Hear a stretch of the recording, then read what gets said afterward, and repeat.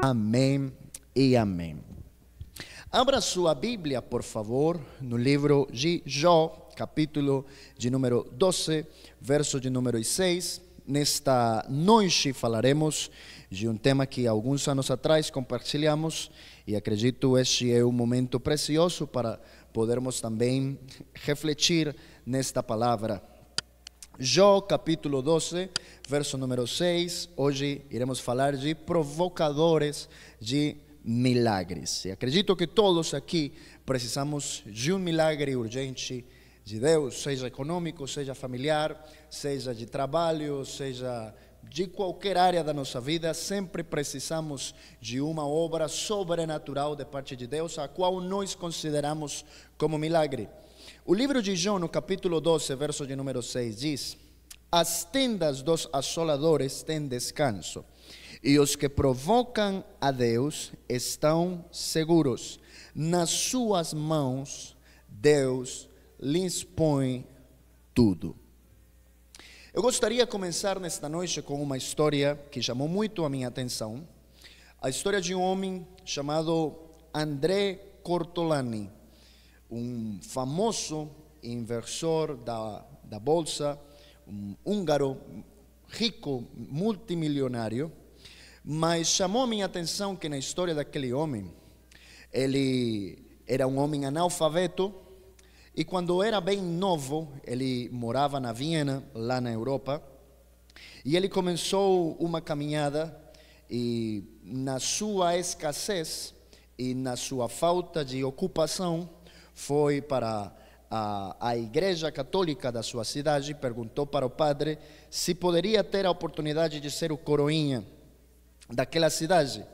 Assim que o padre, sem nenhum problema, falou para ele que poderia, mas que teria que ter pelo menos o conhecimento de ler e de escrever, e André Cortolani era analfabeta, assim que ele não conseguiu ser o coroinha daquela igreja. E por essa razão, e por muitas, ele teve que migrar para os Estados Unidos. E logo depois de muitos anos, pela sua procura e pela sua maneira de agir, ele então fez bons investimentos, fez bons trabalhos e construiu uma empresa e uma firma que chegou muito longe e se converteu numa das empresas mais ricas dos Estados Unidos. Logo de muitos anos, e logo de ter passado por tantas coisas, ele resolveu vender aquela empresa que foi valorizada por milhões e milhões e milhões de dólares. Assim que fez a papelada, vieram os advogados e quando fizeram o contrato e falaram para o senhor André Cortolani, eles falaram: o senhor, você pode assinar por favor o documento? Assim que o senhor André Cortolani olhou para os advogados e falou: olha, eu não sei assinar porque eu não sei ler nem escrever.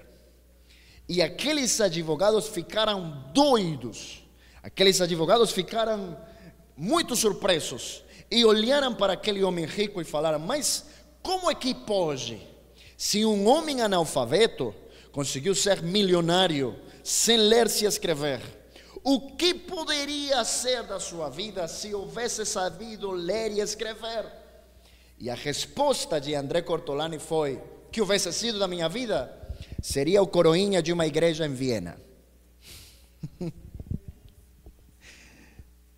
Chamou a minha atenção essa história, porque nos fala de um homem que não se parou diante das circunstâncias e voltou para trás, que não ficou estagnado embaixo da sua fraqueza ou de suas falências, da sua falta de conhecimento, sino que sempre se motivou para procurar coisas a mais.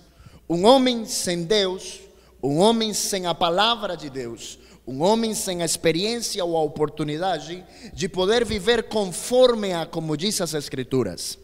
Nós nesta noite temos uma grande riqueza, além de que a maioria, para não falar do 90% das pessoas que nos escutam, tanto aqui neste culto, como também através do YouTube e das plataformas digitais, todo mundo sabe ler e escrever. Assim que todos temos já um pé na frente do que André Cortolani. Mas às vezes nos falta aquele incentivo, aquela decisão, aquela motivação. E é por isso que nesta noite falaremos de provocadores de milagres, porque sem dúvida todos queremos um milagre, mas poucos estão dispostos a provocá-lo. E se você precisa de um milagre e quer provocar a Deus, como disse Jó, os que provocam a Deus estão seguros e nas suas mãos Deus lhe põe tudo. Seja muito bem-vindo. Nesta hora iremos falar de algumas coisas que precisamos ter para provocar um milagre, para fazer acontecer, para não aceitar a condição, para não aceitar a fraqueza, para não aceitar a escassez, para não aceitar as adversidades, para lutar por aquilo que desejamos, para lutar por aquele milagre que queremos, para lutar por aquela promessa que o Senhor nos colocou na frente. Se você está disposto, pode dizer amém a essa palavra. Muito bem. Pois olhemos alguns pontos que podem ser para nós de inspiração para provocarmos um milagre. A primeira coisa que precisamos mudar é a nossa maneira de pensar. Isaías, o capítulo 55, verso 8, diz: porque os meus pensamentos não são os vossos pensamentos, nem os vossos caminhos, os meus caminhos, diz o Senhor.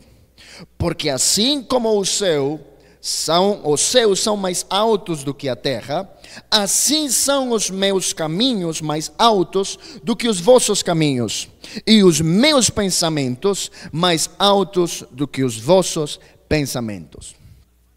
A primeira condição que faz com que uma pessoa fique estagnada é a sua medíocre mentalidade.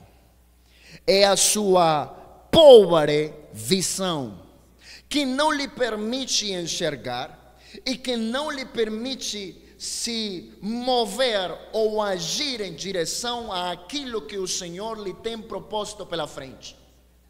Esta é uma oportunidade para lhe dizer que quando Deus nos dá uma promessa, quando Deus coloca um sonho em nosso coração, quando Deus nos dá uma rota, uma direção certa, não é para ficarmos dormindo o tempo todo. O propósito do sonho não é voltar a dormir. O propósito do sonho é acordar e fazê-lo realidade. Na vida espiritual, o Senhor nos tem dado promessas. A Bíblia está cheia de promessas de parte de Deus. Como disse Jó, os que provocam a Deus estão seguros nas suas mãos e Deus lhes põe tudo.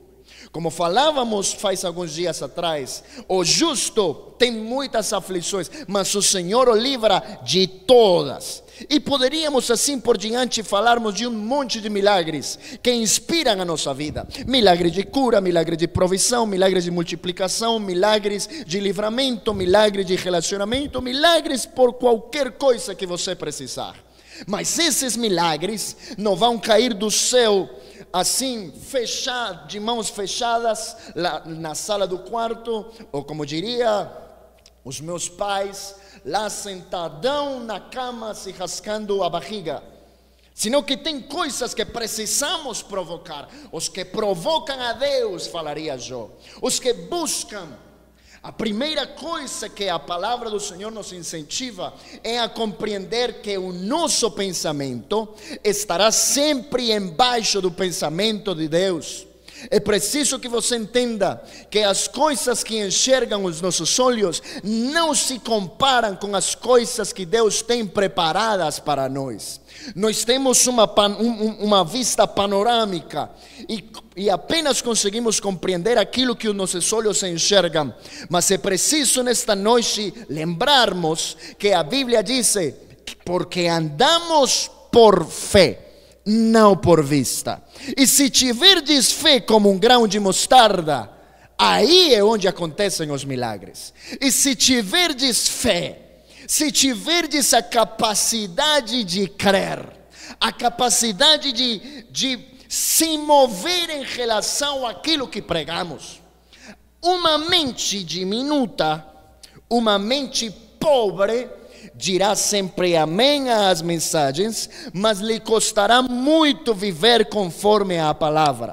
Sabe que a fidelidade a Deus é boa, sabe que dizimar está bem, sabe que ofertar está bem, sabe que se congregar está bem, sabe que viver em consagração está bem, mas lhe custa, porque tem um problema consigo mesmo, porque pensa que a sua vida não tem a capacidade ou a facilidade para cumprir ou para viver assim como diz a palavra. Mas é por isso que você precisa entender nesta noite que se o Senhor o prometeu, se o Senhor o falou, Ele é fiel para cumprir. Seus caminhos são maiores do que o nosso. Eu quero viver nos caminhos do Senhor, e eu quero sempre me promover, me lançar para aquilo que o Senhor nos colocou na frente. Faz alguns meses atrás falamos da comparação, como disse Paulo, entre o homem carnal, o homem natural e o homem espiritual. A Bíblia diz que o homem natural não consegue discernir as coisas do Espírito, mas o homem espiritual consegue discernir o que provém do Espírito.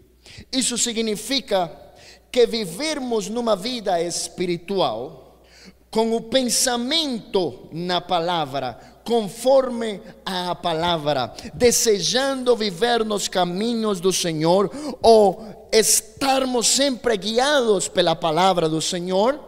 Esse tipo de pessoa sempre estará a fim de compreender, a fim de discernir todas as coisas de uma maneira espiritual. Quer ver um exemplo? Uma pessoa natural sempre precisará, sempre terá na sua cabeça, primeiro ter condições para logo depois fazer a obra. Primeiro ter facilidades para logo depois contribuir, para logo depois viajar, para logo depois doar, para logo depois fazer qualquer tipo de coisa. Mas a Bíblia diz que aquele que pode ser fiel no pouco, será também fiel no muito. A Bíblia nos diz que há uma ordem, ou há um mínimo requerido. O Senhor sempre nos dá a oportunidade para nos mover em fé. Como diríamos, ou como dice Romanos no capítulo 1, verso 16, mas o justo, verso 17, mas o justo viverá pela fé. É assim que o justo vive. É assim que podemos promover ou provocar milagres nas nossas vidas. Quando você se lança pela fé, quando você toma decisões pela fé. Por exemplo, aqui na congregação de São José dos Campos, estamos agora tratando e levando a mensagem e tomando conta de 4 lugares diferentes: Taubaté, São José, Pinheirinho, Mairipurá.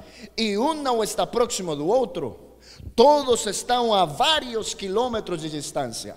Mas se nos deparássemos primeiro para fazer as contas e logo pensássemos se dá para ir ou não, nunca iríamos para lugar nenhum. Mas sabemos que quando Deus nos dá uma visão, logo em seguida nos dará a provisão. Ele nos coloca o caminho. E se nós obedecemos, nunca ninguém que tenha acreditado na palavra, o Senhor o tem deixado afogar, o Senhor o tem deixado aguentar fome. A Bíblia diz: não vi justo desamparado, nem a sua semente que mendigue o pão. O Senhor não te deixará faltar nada. Ele provê. Ele envia a sua provisão. Só falta mudar um pouco a nossa maneira de pensar, a nossa maneira de entender como Deus faz as coisas. O livro de Romanos, no capítulo número 12, verso 2, nos lembra também de um princípio importante para provocar um milagre. A Bíblia diz: e não vos conformeis com este mundo, mas transformai-vos pela renovação do vosso entendimento, para que experimenteis qual seja a boa, agradável e perfeita vontade de Deus. Há uma coisa interessante aqui que chama a minha atenção, e é que a vontade de Deus, segundo Deus, não é algo que nós precisamos entender, mas que Ele quer que experimentemos. Diz em Romanos, para que experimenteis qual seja a boa, agradável e perfeita vontade de Deus. E isso nos deixa entender que o propósito do Senhor é que experimentemos em carne própria, na mesma pele, por experiência, qual é o que é o bom que Ele tem preparado para nós. Essa boa vontade de Deus, esse milagre que o Senhor tem proposto para nós, vem a partir de uma ação de não nos conformar com este mundo.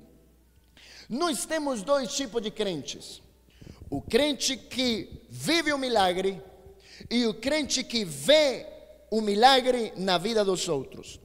Toda a igreja tem esse tipo de pessoas: as pessoas que vivem milagres todo dia e as pessoas que enxergam os milagres na vida dos outros. E eu lhe garanto que aquele que vive o milagre é uma pessoa que não se conforma. Não vos conformeis com este mundo. Você quer ganhar mais? Não pode se conformar. Você quer chegar mais longe? Não pode se conformar.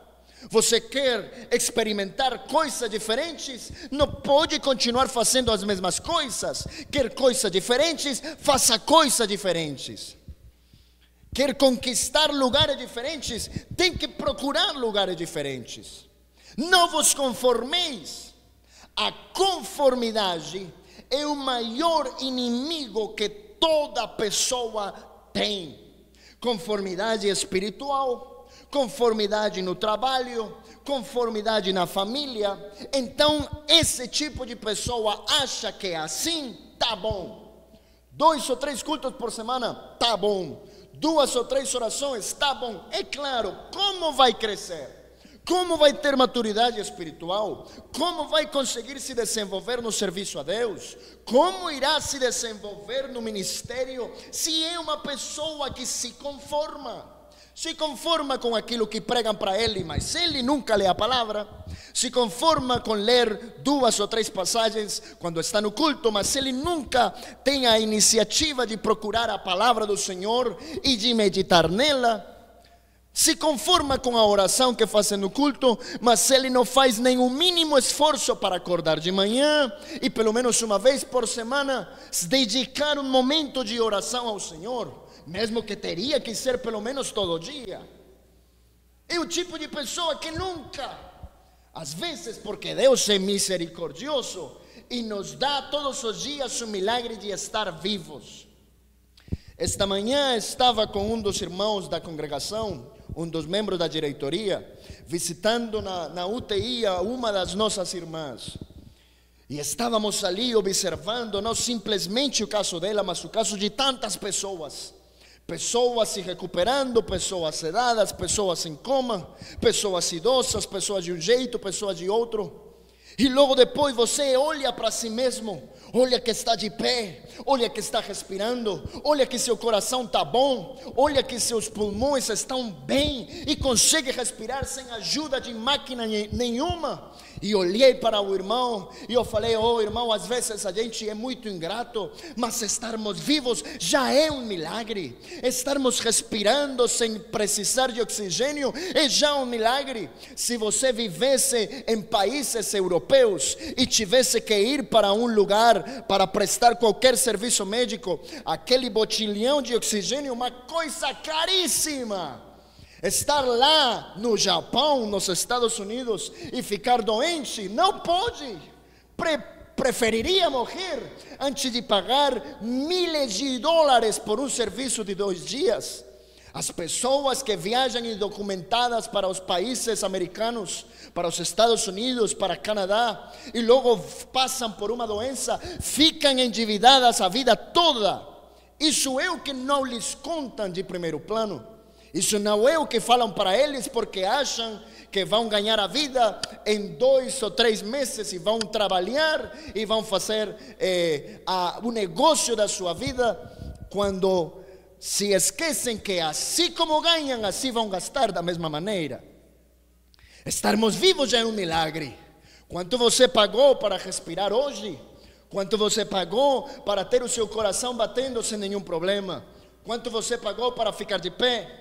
Quanto você pagou para acordar os seus filhos? Teve pessoas neste mundo que hoje acordaram e seus filhos não. Hoje nós mesmos estamos com nosso coração aflito, porque um dos nossos membros está numa UTI. E estamos orando e estamos precisando que Deus possa agir ao respeito dela e faça um milagre.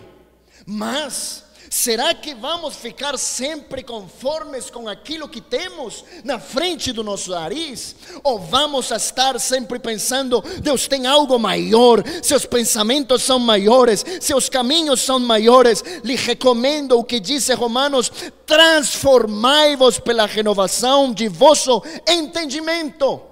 O pior inimigo de uma pessoa que ainda não viu um milagre é o tipo de pessoa teimosa, que não quer aprender, ou pior, que não quer entender. Não tem o mais mínimo desejo de entender, porque acha que já sabe. E como acha que já sabe, quando conseguirá enxergar algo maior? Quando conseguirá entender que Deus tem planos preciosos? Às vezes, como seres humanos, nos amarramos muito e seguramos aquilo que temos. Aquele relacionamento tóxico, e está ali, e não entendeu que Deus tem algo melhor. Aquela pessoa, aquela situação, e ali está amarrado, e não consegue soltar ou abrir mão disso. E não se lembrou que o que está conosco é maior do que está no mundo. Está passando por problemas, por situações, e Deus já lhe colocou uma oportunidade para melhorar. O que nos falta é transformar o nosso entendimento para que experimente nesta noite qual seja a boa, agradável e perfeita vontade de Deus. É por isso que Jó também diria, o livro de João, no capítulo 14, verso de número 12, uma passagem preciosa, que nos lembra também de como provocar milagres. Pois diz a Bíblia: na verdade vos digo, que aquele que crê em mim, também fará as obras que eu faço, e as fará maiores do que estas, porque eu vou para meu Pai. Veja que a proposta bíblica, quem está falando é Jesus, a proposta bíblica é que aquele que crê em mim, aquele que crê em Jesus, também fará as obras que eu faço. Isso deve nos inspirar, isso deve nos motivar a crer. E se há uma coisa que nos dificulta, é crer. Uma palavra tão pequena, com uma tão grande dificuldade de aceitar ou de praticar. Crer. Não te tenho dito que aquele que crê, disse o evangelista, ou o evangelho, aquele que crê, tem tantas coisas quando falamos daquele que crê. Ainda que esteja morto, viverá. Se creres, verás a glória de Deus. Tudo é possível para aquele que crê. Não temas, crê somente. E se começamos a falar de crer, não pararíamos. Mas o Senhor nos convida nesta noite a crer. Crer está sempre acompanhado de uma ação. É por isso que você, quando lê a palavra, encontrará que crer e batismo estão juntos. Porque aquele que crê toma uma decisão e, por consequência, age. Mas aquele que não crê, diz a Bíblia, já está condenado ou será condenado. Assim que crer nos leva a termos uma ação. Crermos em Deus nos levará a aceitar, a entender a sua palavra e a viver conforme a sua palavra. O Evangelho não é apenas palavras motivacionais, mas é a rota para que façamos o que o Senhor nos tem colocado pela frente e viver assim o que Ele tem planejado para nós. O Senhor poderia ter curado a Naamã de uma maneira mais simples. Poderia, claro que poderia. Ele tem poder, não precisa enrolar tanto a situação. Poderia ter feito o mais fácil, mas Ele lhe propôs uma rota diferente. O Senhor poderia ter ressuscitado a Lázaro de uma maneira fácil, mas o Senhor propôs uma rota diferente. O Senhor poderia ter curado a mulher com fluxo de sangue sem precisar que ela se aproximasse e passasse pela vergonha de entrar na multidão, mas o Senhor lhe propôs uma rota diferente. O Senhor poderia ter evitado que, por exemplo, Pedro tomasse um pouquinho de água ao tentar sair da barca, mas o Senhor tinha proposto para ele uma rota diferente. O Senhor poderia ter evitado a escassez de alimento no deserto com mais de 5.000 pessoas, contando homens, mulheres e crianças, mas o Senhor tinha uma proposta diferente. Poucos pães, poucos peixes. Sai da barca, Pedro, deixa a mulher se aproximar, deixa que tampem a tumba de Lázaro com uma grande pedra, deixa que venham coisas que pareçam impossíveis, mas vamos ver o que acontece, vamos ver se eles se movem, se eles reagem, se eles verdadeiramente acreditam em mim. Pedro ficou inconformado, Pedro não ficou conforme, olhou para Jesus no meio da tempestade e falou: se és tu, manda que eu vá. Ousado. E é claro, todo aquele que crê no Senhor firmemente, o Senhor não o deixa afogar. Antes, como diz Romanos, para que experimenteis. Pedro experimentou o que nenhum de nós temos experimentado. Ele caminhou acima das águas. E isso acontece quando alguém provoca um milagre. Pedro se lançou. A mulher do fluxo de sangue se lançou. Aquele paralítico que tinha os 4 amigos se lançaram também. Aqueles que estavam na multidão com muita fome seguiram a Jesus.